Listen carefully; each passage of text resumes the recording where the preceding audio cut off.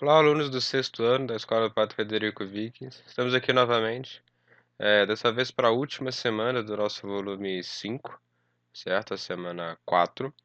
E o tema que a gente vai ver hoje é sobre ecossistemas, o que são ecossistemas e como eles são importantes para o mundo, né? E para o nosso dia a dia também, tá? Então, vamos prosseguir. Começa na página 69 e o nome do texto é Qual a importância dos ecossistemas, tá? Então vamos ler. Os seres vivos estabelecem complexas interações com a água, o clima, o solo, o relevo, a atmosfera e a vegetação. Essas interações em diferentes escalas formam uma grande variedade de ecossistemas no planeta. Ecossistema, de uma forma básica, é basicamente essa interação que os seres vivos, isso eu estou falando qualquer seres vivos, tá? Desde as plantas até nós humanos, passando pelos animais, qualquer ser vivo, tá? Qualquer ser vivo, vão estabelecer complexas interações com, vamos dizer assim,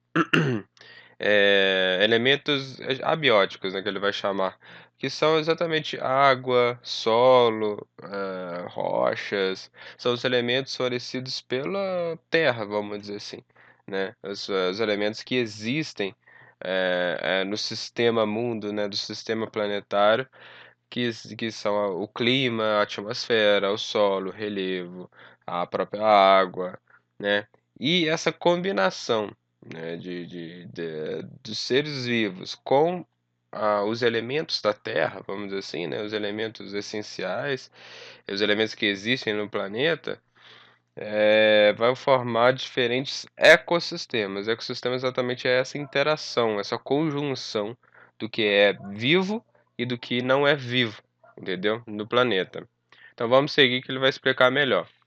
Um ecossistema pode ser entendido como a combinação ou a coexistência, quando os dois existem juntos, e a interação de elementos bióticos, ou seja, os seres vivos, e abióticos, rocha, solo, clima e etc.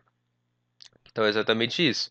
É essa combinação, essa coexistência, essa interação dos seres vivos com os elementos não, vamos dizer assim, não vivos, né? Ele chama de abióticos, rocha, solo, clima, tudo que o planeta fornece, que vai dar um nome de ecossistema. O tamanho de ecossistema pode variar bastante, desde um vaso com uma única planta até a floresta ou fundo de um rio, por exemplo.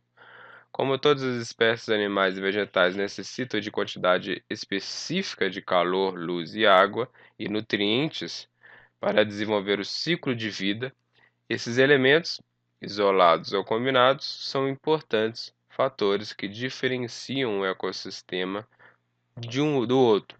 Então, o que vai diferenciar um ecossistema do outro é exatamente como que os animais vão reagir e o quanto eles necessitam de luz, de calor, de água, de comida, certo? Então, vai depender de quantos animais tem ali, quais animais tem ali, o quanto eles necessitam, quais são as suas necessidades bióticas, certo? Então, tudo isso vai influenciar na construção de diferentes ecossistemas. Temperaturas muito baixas, por exemplo, limitam o crescimento de alguns tipos de plantas e animais, que só sobrevivem em condições de temperatura mais elevadas. Você vai ver que cada clima, por exemplo, vai ter um diferente tipo de vegetação, porque o clima está influenciando nas plantas, e nem são todas as plantas que vão sobreviver a esse determinado clima. Mesma coisa com animais. Nem vão ter animais que vivem nos desertos, vão ter os animais que vivem somente do mar, vão ter animais que vivem somente nas florestas, em determinado tipo de floresta, ou seja, diferentes ecossistemas, tá? A presença de luz é outro exemplo de fator determinante para definir as espécies de um ecossistema, pois influencia o comportamento e a distribuição dos seres vivos e também as suas características, né? Como eu falei, o cacto, por exemplo, só vai estar presente em climas mais secos, certo? Não vai ter cacto na floresta amazônica, é só um exemplo. Diversas espécies animais contribuem para a reprodução das plantas, possibilitando a manutenção das matas, né. Os animais também são importantes, porque a partir que eles vão se movimentando em uma floresta ou coisa do tipo, eles vão levando as sementes, podem fazer, né, podem influenciar nesse sentido e ajudam a distribuir as sementes e as plantas, né.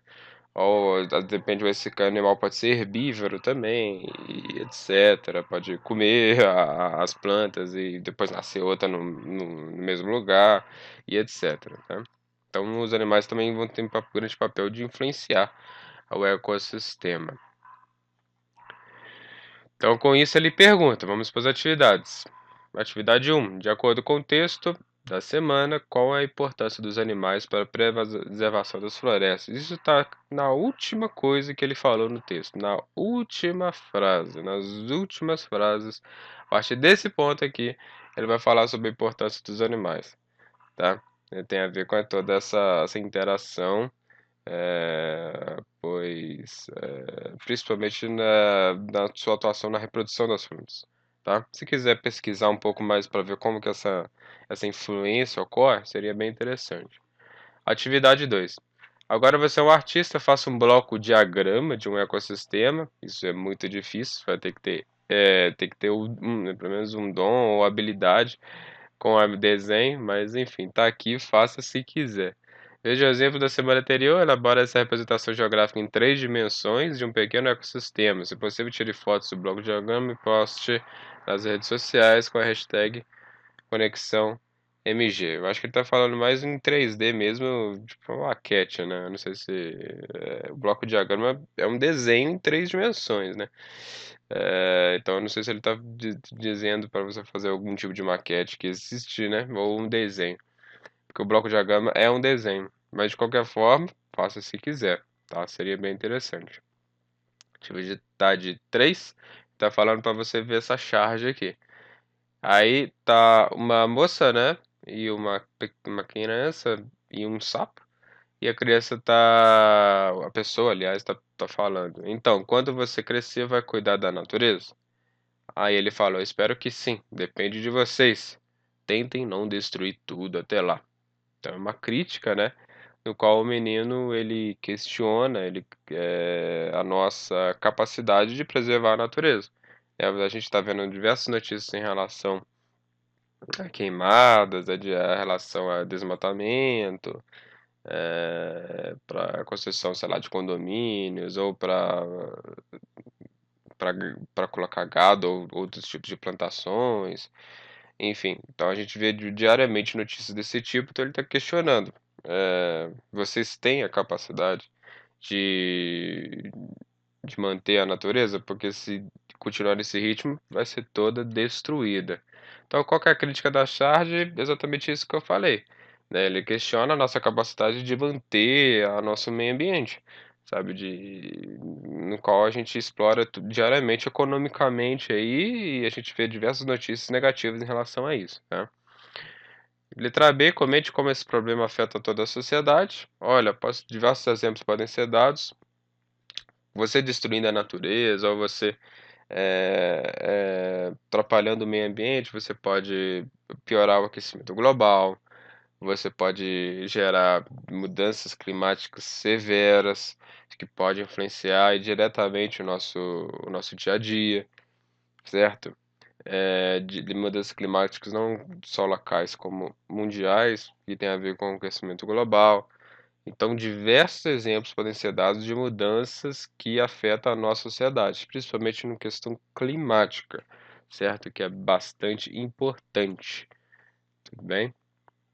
Atividade 4: elabora um croquis, né, de um rio com uma mata ciliar preservada de um lado da margem e do outro lado uma mata ciliar devastada. Mata ciliar é a vegetação, ou seja, as árvores que ficam à margem de rios, igarapés, lagos, olhos d'água e represas. Se possível, tire fotos do croquis e poste nas redes sociais com a hashtag Conexão Escola MG. Eu trouxe algumas fotos de mata ciliar aqui, foi o que exatamente ele falou, né? São as matas que ficam na beira dos rios, né? As árvores, vocês estão vendo? Tudo isso daí. Ele tá falando para você construir vamos dizer assim, um desenho, né, que mostre um lado do rio preservado, da mata ciliar, e outro não preservado, que foi, vamos dizer assim, desmatado, tá. Isso que ele tá pedindo para ser feito. E número 5, diante do que foi estudado nas últimas semanas, responda: é possível representar o mundo como ele realmente é? Bem, essa pergunta é meio complexa, mas já adianto que não. O mundo é diverso, o mundo é gigante e ele é muito complexo. Não é impossível você colocar isso numa representação em papel. Você sempre vai ter que escolher determinados elementos que você quer mostrar, certo? Sempre você vai ter que ter essa escolha.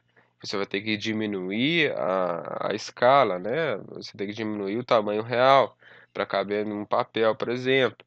Tudo isso, todas as vezes que você construir um mapa que mostre algum tipo de representação, você tem que fazer escolhas de determinados elementos que você quer mostrar. E porque é impossível você conseguir representar todo o planeta na forma que ele é, no tamanho que ele é, dentro de uma folha de papel, porque essa folha de papel ficaria enorme, mesmo assim impossível de você ler alguma coisa de tanta coisa que tem que teria que teria. Então aí, já adianto que é impossível você representar o mundo como ele realmente é, tudo bem? Então é isso, gente. Espero que vocês tenham gostado. Acaba na página 70 aqui. E na próxima semana a gente já começa o patch 6, né? Certo? Então é isso. Até a próxima aula.